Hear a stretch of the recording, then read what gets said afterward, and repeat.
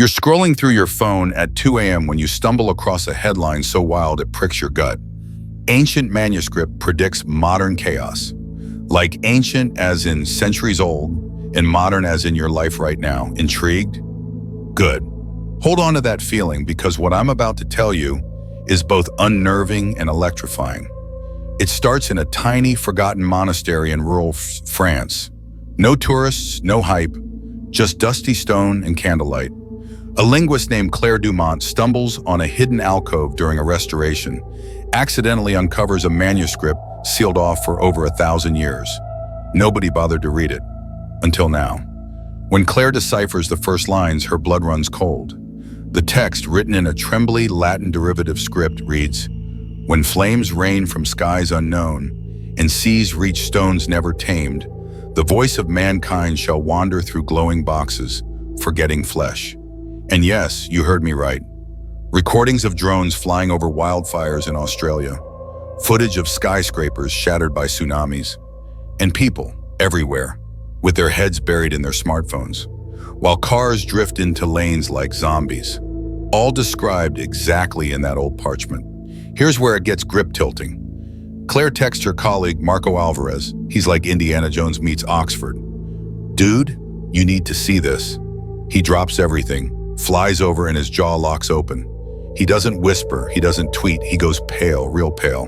That's when you know it's not some pewter copy. That's real. Marco begins digging.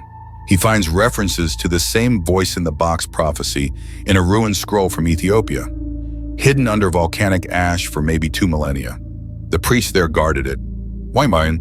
They feared its knowledge. They said the next voice-emptying event would topple kings and break souls. And now we have Siri, Alexa, ChatGPT. You get me. They put the text side by side, translate line after line. It all lines up, disturbingly precise. Fires in Siberia described as sky's ember vomit, ocean floods called sea swallowing the stones, and humans described as carrying fleshless voices caged in glowing glass. They're talking about screens, and maybe even AI. It's not metaphor, it's eerie synchrony. So Claire decides to go public.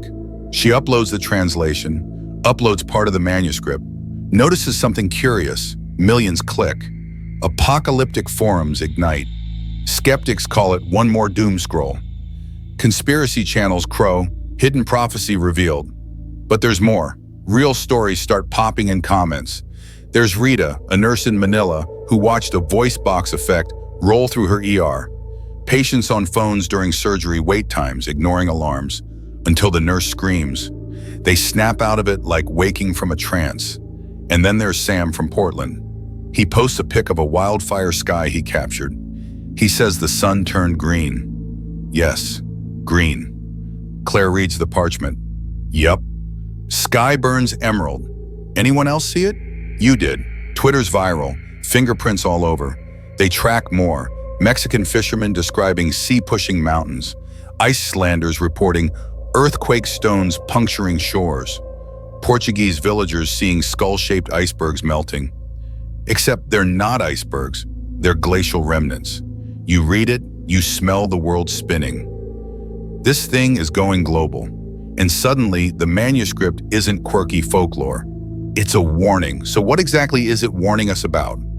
We collect around a flickering candle, studying page after page, and a pattern emerges. It's not predicting society's end. It's predicting a veil, the veil of oblivion. A world where humans forget their power, their presence, and even their compassion. A mass descent into distraction before disaster. The burning skies are literal, but the voice in the box is symbolic and cursed. Screens that soothe, screens that lie, screens that invisibilize humanity. And we don't even notice. Now, I want to hit pause and tell you about Olga, a teacher from Ukraine. She tells us that after reading the translated lines aloud to her students, she looked up and saw their eyes glazed. She paused, put the phone down. They erupted into discussion.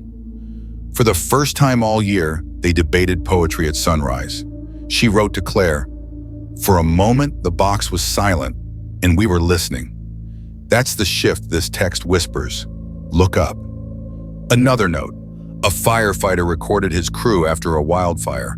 Half the crew were staring at their phones during evacuation orders. He published video. We nearly died scrolling. He cites the prophecy lines and the video goes viral. It makes headlines. The text is showing us to ourselves. But this ancient barcode, or whatever you want to call it, doesn't just point fingers at screens. It suggests redemption. One line reads, "When last ember dims, the heart shall shine, and children's laughter will heal the hollow." It's not doom porn, it's a challenge. A bright after the darkness message. To stop binging tragedy and start blazing kindness. But we live in outrage culture. We double tap chaos. We laugh at memes while cities flood. Do we even feel the world sepia-toned around us? Claire and Marco debuted a public reading inside the monastery. Hundreds watched via live stream, some baffled, some crying. A meteor shower began above them. A freak display, 2 streaks like twin swords. The audience gasped. The manuscript said, "When words are heard at stone's echo, the sky shall strike." You heard that right. They literally almost got struck. It's getting surreal. Now for the skeptics, yes, carbon dating has been done. The ink was organic, mixed with lake sediment. It caps at 1,600 years old. Linguists say the language is a lost dialect. The Vatican showed interest, then silence. Government agencies have asked Claire questions, but she's mum. Not scared, just cautious.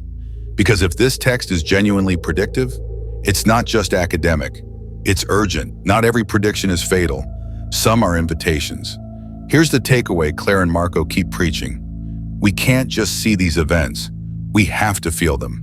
Make the choice to speak kindness into rooms, help someone without posting it, turn off the voice box. Maybe pick up a book, sing outside, stare at a sky that isn't a screen. One last story before we close this first chapter. A monk in Kyoto reads the transcript, sits silently in meditation for hours. When he opens his eyes, tears run down his face, unprompted. He whispers, "It feels like homecoming." They say he then began teaching laughter instead of sutras. So here's where you come in. This text doesn't just predict, it prompts. What will you do when the sky cracks? When the phone pings at midnight? When you hear your own voice in a box? Don't scroll past this clip. Don't double-click for dopamine. Try this. For one day, turn everything off. Walk outside, speak to someone without typing. Look at the sky and feel it. Maybe just sit. Because maybe, just maybe, that's what the ancient writer meant by heart shall shine. But let's dial the tension up a notch. Remember that ancient line, "The voice of mankind shall wander through glowing boxes." Sounds poetic until you realize it's describing you right now, binge watching TikToks while the Amazon literally burns. But here's the twist. This manuscript isn't just predicting technology, it's critiquing consciousness. There's a passage that reads, "When the mirror is no longer glass but thought, beware, for eyes shall not see, though they be open." Think about that. We've replaced mirrors with filters, replaced thought with reaction. We're the most connected generation in history, and somehow the loneliest. Marco found a reference in an old Egyptian wall carving eerily similar. It shows a human with a glowing orb in hand, surrounded by figures with closed eyes and open mouths, talking but not seeing, communicating but not connecting. You tell me that's not Instagram in 3000 BC. And now it's not just philosophy majors and hermits in the Alps who are freaking out. Tech whistleblowers started weighing in. There's Juno, a former AI engineer from Silicon Valley. She wrote an anonymous essay titled "The Algorithm is Listening" after reading the translated scroll. In it, she describes hallucinations, like literal ones. Faces on her screen blinking out of rhythm. A whisper in her AirPods saying, "The hollow feeds the hollow." She thought she was going insane until she found that exact phrase in the manuscript. "The hollow feeds the hollow."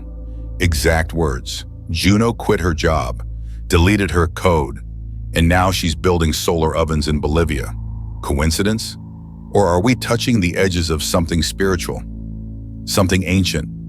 Let's talk about the veiled truth that made even hardened skeptics sit down.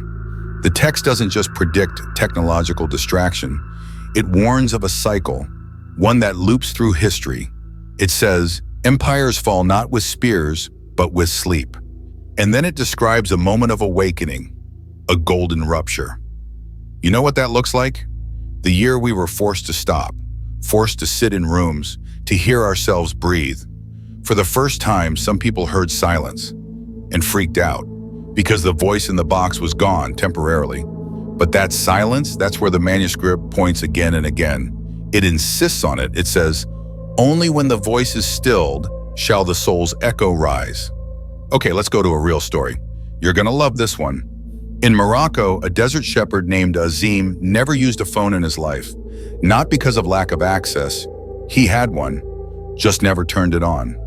Why? Because, and I quote, when I hear wind, I hear God. When I hear ringtones, I hear noise. Claire read him the translated lines. He smiled, then said, ah, the sleep of the West. Dagger to the chest. And then there's Maya, a 14-year-old girl from Brazil. She read the manuscript online, translated into Portuguese. She was struggling with self-worth, bullying, TikTok body standards, normal stuff in this insane age. But she says one line hit her like thunder. The child's form is sacred, untouched by glass. She deleted her social apps that day, started painting, not to post, just to feel. Her mom wrote Claire a letter, said, I got my daughter back. Simple as that. So now the question isn't, is this text real? It's, what does it awaken in you? Because here's the freakiest part. Scientists started noticing weird resonance patterns when the scroll was read aloud. I'm not kidding. Sound engineers detected harmonics at exactly 432 Hz, a frequency some mystics call the natural vibration of the universe. Coincidence? Glitch? Or did the scribe of this ancient text know something? Let's pause on that. Imagine some monk in 500 AD sitting in a cave, channeling visions that feel like hallucinations, drawing tiny glowing boxes and lines like modern circuit boards. Maybe they weren't predicting. Maybe they were remembering. Maybe time isn't linear. Maybe this isn't prophecy. Maybe it's deja vu. You still with me? Because this thing spirals deeper. Marco found a strange passage hidden behind the binding, where glue had faded. It says, the beast shall wear a crown of mirrors and men will bow not in fear, but delight. Anyone else think of social media influencers? Or worse, corporations run by AI-fueled data addiction systems? We bow. Every time we agree to terms, every time we scroll past suffering, the beast doesn't scare us. It entertains us. And here's the most shocking example yet. In 2023, a global AI image tool accidentally released a set of dream renders. You may have seen them. Twisted, hyper-real versions of cities, floating faces, soulless laughter. Someone noticed one of the renders matched a drawing in the scroll. I'm talking building shape, eerie smile, same. The team took it down, but the internet never forgets, so now it's official. The scroll didn't just warn us, it saw us. In every digital echo, every distracted swipe, every manufactured fear. It's not condemning humanity, it's trying to shake it. Okay, let's take a breath. Because here's the part where everything gets a little too real. After months of translating, decoding, researching, Marco, Claire, and their small team found one final passage. A section buried in cipher, like actual numeric cuneiform layered beneath ink. What it revealed wasn't just poetic prophecy, it was a timestamp. The year 2025. The phrase, when two suns rise in the eye of the storm, the veil shall tear, and those who hear the silence shall remain. Now, what in the mystical Netflix does that mean? First thought, dual suns equals solar flares. Or maybe, as some fringe theorists love to say, a metaphor for a digital sun, like our obsession with screens outshining the actual sky. The storm? Information overload, political chaos, environmental collapse, you name it. But the line that matters most? Those who hear the silence shall remain. It's a test, a spiritual checkpoint. And here's what's wild. After this passage went viral on obscure corners of the internet, Reddit threads, Telegram groups, even secret Discord servers, something started happening. People began turning off, not in fear, but in hunger, for stillness. There's a whole movement now, no name, no guru, just thousands of people choosing quietly to disconnect. Every Friday night, 1 hour of no devices, just breathing, journaling, stargazing, listening. They call it the hour of the echo. And you know what? Crime dropped in one region. Emergency room visits lowered. Mental health clinics reported sudden spikes in unexplained peace. That's the message. Hidden in this ancient scroll, buried for centuries, mistranslated, dismissed, nearly burned, nearly lost. The warning wasn't to terrify us, it was to wake us up.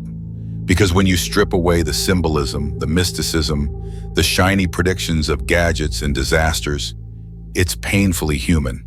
It's saying you've forgotten how to be. You've traded stillness for stimulation, purpose for productivity, connection for clicks. And now, the universe is offering you a choice. Let's go back to one final story, one that still gives me chills.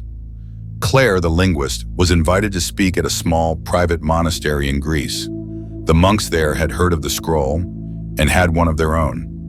No joke, another manuscript, older, fragmented. It didn't talk about tech, it talked about rhythm. It read, "The earth speaks in waves. Those who move too fast will miss the breath between notes." That's music, that's meditation, that's life. We're rushing through a symphony, trying to fast forward to the chorus, and missing the miracle that is each note.